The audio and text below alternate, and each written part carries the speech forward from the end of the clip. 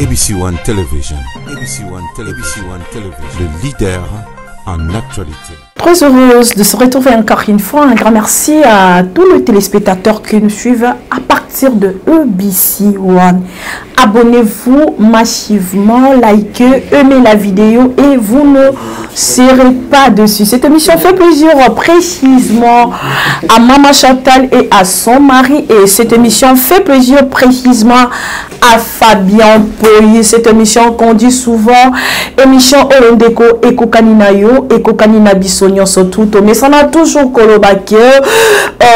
Na ABC One, Yesunde Moto na Yambo, Yesunde Moto na Liboso, magazine Oyo, Tome Sana ko analyser ensemble. Tant que analysons ensemble, c'est-à-dire on est en train d'analyser avec le téléspectateur Oyo Bozali. Kolanda biso en ce notre moment. Voilà, chers téléspectateurs. Na koloba ete lelo esengeli ete tobe tapenda sete na makambo mai koleka na République démocratique du Congo toko simba moi 3 points otokomeka kolobela l'invitation de la dame Hamida Chati.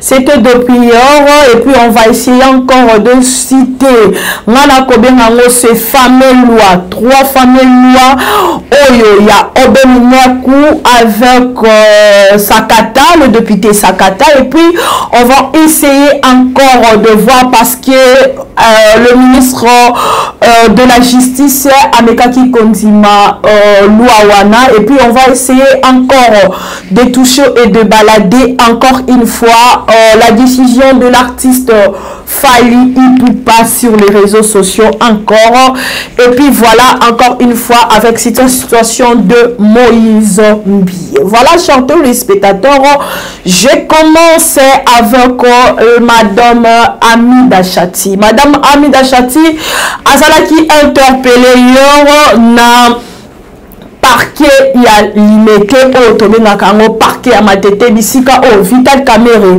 akendaki après 7 heures bana mitune senga qui était à se retrouver aujourd'hui. Il est condamné de 20 ans de prison et on a encore interpellé Hamida Chati. Problème nanga ezali bien les questions que je suis en train de se poser, c'est et pourquoi on a encore interpellé Hamida Chati, c'est-à-dire que to comment na makambo bele na kati ya dossier ya 100 jours parce que na 400 jours, tozaka na ba maison préfabriquée te, tozaka na ba sorte mouton te, tozaka na ba anciennement te banzela te, et na kata projet, il y a plus de 400 projets oyo ezalaki na kati ya projet ya urgence ya président de la République, le président Fati.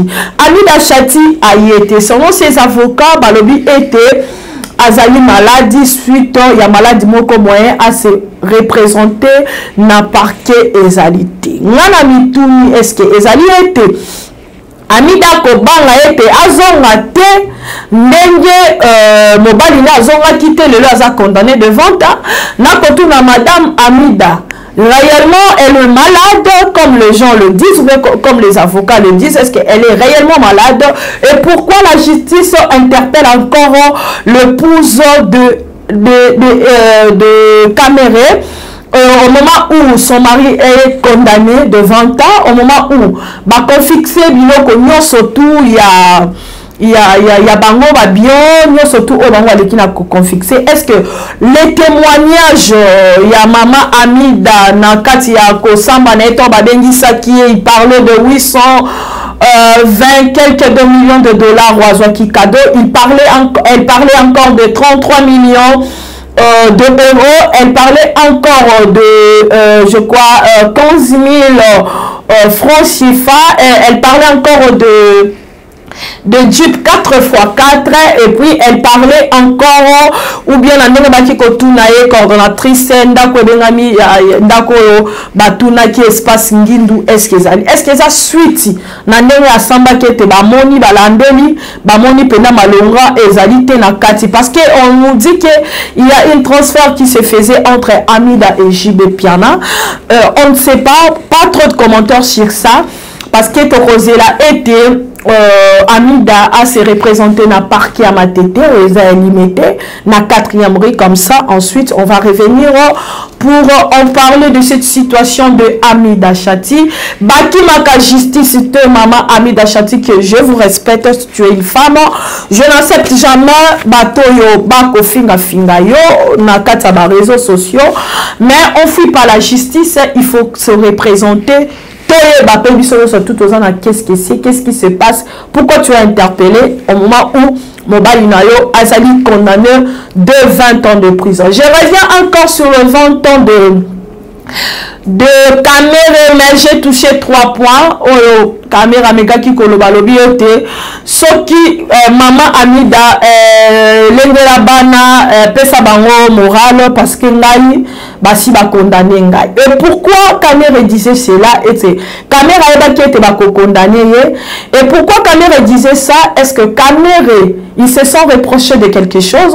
Pourquoi caméra acquise que bazoluka était oh basali ba osala était ezali était pour na ko sala nini o kitisa tata mokonzi moto ya tata mokonzi ekolo ekoya. Mais le président Fati ndeko Fati azali wapi tango komona makambu o ekolekana o? Est-ce que ndeko Fati aza derrière makambu ekoleka ya inviter caméra par rapport ya accord ya Nairobi o il fallait ndeko caméra azonga lokola président de la République à ta mandat na 2023? Est-ce que eza coup fatal et Simi Batouya FCC par rapport à cette coalition? La question qu'on se pose, c'est ça. Parce que Caméra dit c'est un acharnement politique, c'est une mascara politique. On va nuire à sa réputation et à son pouvoir par rapport à Lolenge Oyo Atambusaki Makambonaye. Voilà, Caméra est condamné, Jamal est condamné. Et je vais toucher cette histoire de l'artiste Fally Ipupa. L'artiste Fally Ipupa qui passe dans les réseaux sociaux pour dire des choses que non, il ne veut plus que Batou Balobelaye sur les réseaux sociaux et précisément le journaliste. Le journaliste Balobatema. Ce qui m'a pas plu dans cette discours, dans cette émission, et Fally dit que non, il nourrit les journalistes dans cette histoire. Fally, tous on sait où est venu Fally Ipupa dans une groupe de musical de quartier latin. Fally Azala qui co-émergé et pas artiste Kofi Olomide. Les noms ont été Fally a copé saka bandeko ya média. Penza respecter le Lenge Sengeli. Je vous respecte, tu es une artiste du talent. Au sein de carrière, non vraiment elongobani. Mais le Lenge a causé la Makambo, Ezolongobana Penza te. Tu ne nourris pas, on fait notre travail. To sala musala na yo, yo poko sala musala na yo. Balobi, ba journaliste na balanga nzembo to, ba journaliste na ba politiko. To tambola ko demolo komoko e benzela moko ete. Biso nyonso tokosala mosala soki ete ba journaliste baki na mboka o te ete pona kopanza sango ya Fally Ipupa olingaki ozala Fally Ipupa te ndenge ozalelo. C'est bien youtubeuse bakoloba makambu dire n'importe quoi. Tu peux dire que non, ça fait une année je ne vais plus passer à la télé, c'est bien, mais jusqu'en 2021, mais non s'il te plaît, parce que vous avez eu des problèmes avec une journaliste qui s'appelle Karine Okonde qui se retrouve maintenant à Poto, que je dis bonjour après ça, et maintenant il y a encore d'autres journalistes, ce n'est pas vraiment intéressant. Je dis aux journalistes d'essayer de respecter Mibi Koto, j'ai touché le pasteur Moïse Mbiye, ça fait 5 jours qu'il est sur les réseaux sociaux en train de répondre à des questions sur cette histoire de Eliane Bafeno. Moi je vais dire, et je vis encore Alvin, il a parlé des complots en Balinga qui bannir le pasteur Moïse Mbiye. Tout ce que je n'ai pas accepté de cette histoire, que le pasteur n'a pas demandé pardon ou bien n'a pas vraiment respecté le peuple de Dieu. Parce que quand le pasteur Moïse passe sur la télé, il parle comme un corps du Christ ou Azolobela. Mais quand le pasteur dit des choses comme ça, sans même dire au peuple de Dieu, oh basala qui choqué, sans même un mot sur le corps du Christ, sans même un mot sur l'assemblée, sans même un mot sur l'église, pour dire que vous avez vos soutenants qui ngaï, je suis au cœur avec vous. Mais le pasteur allait plus loin pour dire je remercie Fali Poupa, je remercie Vita, qui je dis c'est Ferregola, je remercie Héritier Watanabe, évêque Mukuna, il a cité un peu de noms pour aller plus loin, il a cité Karine Mokondi. C'est bien, bah tu vas remercier qui est, mais mituna ete na kati ya makambo wana ba musicien ba nzembo oyo ya chrétien ba yombela nzambe neti ba José Ndita ba Emekani ba mama Godé ba mama Chabani, tous ces gens là ba pesa qui soutient na yote kaka il fallait ba nzembo wana okotangela biso to benga ba musicien monde. Il fallait qu'Akabakende. L'humilité précède la gloire. Le pasteur Moïse Mbioti a choqué le peuple de Dieu avec cette histoire de Eliane Bafeno. Et à la montage, et à la complot, non akizé, bandekonayo, pasteur, c'est pas bien sur la télé. Je n'ai pas aimé. Et c'est pas comme ça. Je demande à la justice congolaise de prendre cette histoire de pasteur Moïse Mbié en charge. Parce qu'il n'est pas au sommet de tout. Si Vital Kamerhe, la tête de Vital Kamerhe est tombée 20 ans en prison, pourquoi pas si Moïse Mbié a commis des erreurs, a détruit la fille qu'il paye. Si aussi la fille, Azoko c'est la paix, Moïse Mbié, qu'elle paye. C'est-à-dire que cette histoire sur les réseaux sociaux, ou cette histoire qui a touché l'église, cette histoire qui a touché les parents, cette histoire qui a touché la famille, ça va mettre fin que la justice prenne cette histoire en charge. Je vais parler de cette fameuse loi, cette loi de Obemina qui est devenue une loi que moi je n'arrive pas à comprendre. Écoute, je vais dire à Fabien Poli de prendre en régie, sur la manifestation au les Kanaki le 25 mercredi, je crois, le 25 mercredi.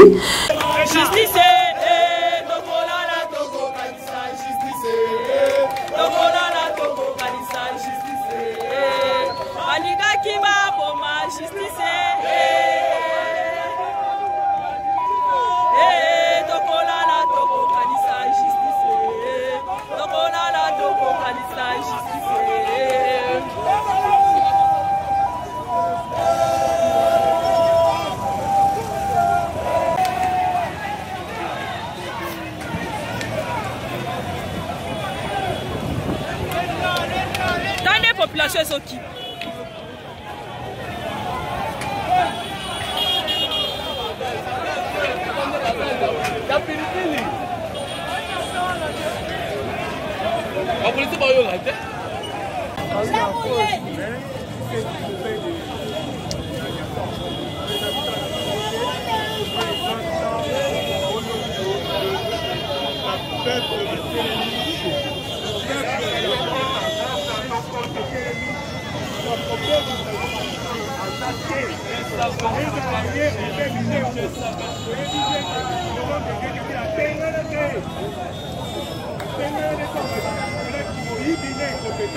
Merci beaucoup à toi, Jonathan Mukadji, pour cette très belle réalisation. Yom Tozaki Natero, tu as amené les images. Merci beaucoup. Population et Bima Kinantila. Parce que la Bible dit la population lève une nation. La voix de Dieu, c'est la voix de Dieu, c'est la voix du peuple. Que ce qui est soulèvement populaire et salami, c'est que Mboke Kotamboula Malamute. J'avais eu trop mal à voir un enfant qui passe sur les réseaux sociaux. Il y a des vidéos qui circulent qui disent que député wana balembo mon abisso. Avec un député qui s'appelle Sakata, que le ministère de la justice est comment contrôler le pouvoir judiciaire. C'est-à-dire que le ministre de la justice n'est à dépendre que c'est la été. Kolandela kabato o basengeli kolandela te. Ministre de la justice n'est esengeli à voter budget ya magistrature elingi koloba ete même baprime na bango lokola bakosengaka babakisela bango ba $2000 on dirait te votaka bango mpo ete bakenda koluka ba $2000 baposhi na bango. Le peuple congolais souffre, bango bakowelela baintérêt na bango. Cette fameuse loi oyo Obeminaku na sakata balingi kosala. Obeminaku, tu étais le président de l'Assemblée nationale pendant 18 ans que tu as dirigé ce pays. Quelle loi oyo sali? Mokoloni liboko salelaka biso loi peke mabumu na biso po toyebi ke social bokokoka te. Ata santé oyo balobi ete le corps humain est sacré. Mokoloni liboko efanda mpe bovote loi ya kobongisela bakongole banzela. Mokoloni mpe bokoloba ete bagene mpe baremplacer mal. Parce que tout ce qu'on voit c'est la continuité du pouvoir. Parce que ces projets de 100 jours, banzela, basant mouton, ezalaki projet de Kokabila. Oh, le Félix aille comme ça la continuité. Ça nous prouve que ce pays qui le dirige, parce que Ndeko Fati a sa majoritaire. Toujours FCC qui dirige ce pays. Ça montre clairement que ça montre que Congo Moussus est à Kingakati, Congo Moussus est évalué et Ndeko Félix a dit déjà.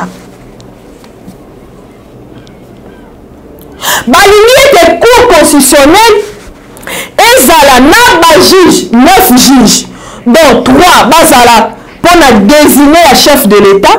Bon, yo kabino moko. 3 mususu, bon, 9 juges na kata makambwana, na cour constitutionnelle, 3 bazala pour désigner pour un chef de l'État. 3 mususu bazala voter pour un parlement. Donc, 2 chambres on est Assemblée nationale na Sénat. Tata moko ni dissoudre le parlement wana. Attends, la question de dissoudre le parlement, on a crise. Parce qu'un Congolais n'arrive même pas à ça même la même épargner même $1 na katanda kunaye. Azon ne famille par maman na tongo pour na été lobby na poko maman na tongo ka ke ça commande akimi pour moi ko fouté. 3 juges mususu wana bazala kaka pona ko voter pour la conseiller supérieur de la magistrature. Quel est ce pays? Où allons dans ce pays? Qui dirige qui? Mais bon, comment on a été? Bah, comme ça, la biso na poko la même champagne. Bah, comme ça, la biso na poko ba ke ba meni ba champagne. Ça, c'est quel pays? Aujourd'hui, Minaku, Azomona, Congo est comme la société d'assurance. Minaku, on peut parler du peuple. Est-ce que ça parlé à la députée? Donc, il peut parler du peuple. C'est-à-dire que ezali ya biso esengeli ete population de bakita loko botaki balwa wana bokimaki mpona nini mokolo wana population eyaki nde bakota na kati ya palais du peuple bamona yo minaku bokovotaka balwa population efandi na dossier oyo avantage eza kote nini eza kota FCC po bango lokola baza majoritaire déjà na kati Assemblée nationale pe na Sénat donc bazosenga bajuge soki wana eleki lokola ministre ya justice aza ya FCC donc yango nde bakosenga ete toki ministre ya justice yango mpe andima kilwa wana. Où allons-nous dans ce pays? Donc esengelaki ete pour les 3 juges ya conseil supérieur de la magistrature, mais ekosala que FCC est comme na 6 juges. Voilà l'explication dans l'aïe. Parce que Félix Tshisekedi a continué à la kaka na 3 juges où il va dessiner pour naïe. bango lokola baza majoritaire bakozwa 3 wana plus 3 na esali lokola 6. Ah, Jésus Christ. 3 juges wana to bakende na cour constitutionnelle. Or nyonso wana eloko ekolekana ezali kaka ke baloi moko boye eza tellement vulgaire esengeli kutu mpe te ke mboka oyo estce ezalaki important minako loi nini nyonso osaleli population ntango ozalaki président de l'Assemblée nationale avantage ya population ezalaki nini? Tout ça parce qu'il y a des vols dans ce pays. Boyibi bambongo lokola pe tata mokonzi ya ekolo Congo alobaki pe ka akofouiller le passé te alobaki pe ke akosala chasse aux sorciers te nde yango wana ete bokanisi ete tokobanga nini mutu mosali ne coalition nde alobi akofouiller te bovote baloi esengeli ete ezala na intérêt à la population. Chers téléspectateurs, ça fait très mal. On était là, tout le monde a gaz, tout le monde a mangue ce jour-là. La population, félicitations à la population. Bonne embêtée. Aujourd'hui, le ministre n'arrive pas à respecter même Tata Mokonzi à l'école au Congo. Ah, Nzambe Nangai. Tout ça parce qu'il est le FCC. Est-ce qu'on a soumis tout là? Importance de la coalition FCC na Kachéani. Est-ce que Mbeko Tshisekedi a comment on a été que va pour dribbler les boys? A comment on a été que va pour nous cailler? Lobby Congolais tout là. Topé ça qui au pouvoir au salaire qui n'a pas bazwi na nini oyo na kote kuna ya kovote kuna batie adjoint kako aza. Oh Jésus Christ, mboko yo. Mais on a appris que le président est en colère. A sepeli te na procédure au ministre de la justice, notamment toujours ces 3 fameuses lois autour de nango loi moko diabolique. Loi moko pour leur propre intérêt. Mona wapi mboka nini oyo sa mboka nini à part République démocratique du Congo. Mboka nini oyo lelo il faut ministre de la justice et détendre le pouvoir judiciaire. Mboka nini? Tout ça parce qu'il y a 1 million de dollars oyo tata yo beminaku. Ça justifié.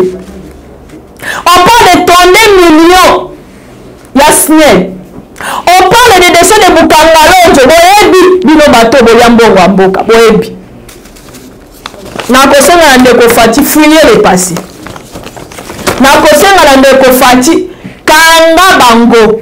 Bainde mini. Bako bebi sa mboka Congo bena ba millions de dollars. Et voilà. Chers téléspectateurs, on arrive à la fin de cette émission. Si on dit ces choses parce qu'on sent très mal. Bon, il n'y a pas de Kolanda biso na Est, na États-Unis, na Canada, na Bokula Olokondo, na Congo central, un peu partout dans le monde, bon Kolanda biso. Ce qui est terroir, qui le Congo biso, qui na terrain, qui ma bagasse. Mais on a combien de Congolais bana kanda makasi. Ceux qui va défier qui au pouvoir wana zongisi là-bas. Ça la repona bien-être à la population. Otika il a 2 ans et demi. Et c'est ngoli au bongisa tata ekolo. Bongisa tata ekolo. Madame Denise, pour citer, merci pour l'initiative au Sengete Osunga, artiste et biso comédien pour la sa bango assurance médicale. C'est bien. Mais est-ce que quand on artiste et comédien, au moment où on a journaliste, les enfants de la rue, la famille Sundola. Maman Denise, première dame. Et Seigneur Talapé Kalango. Merci beaucoup.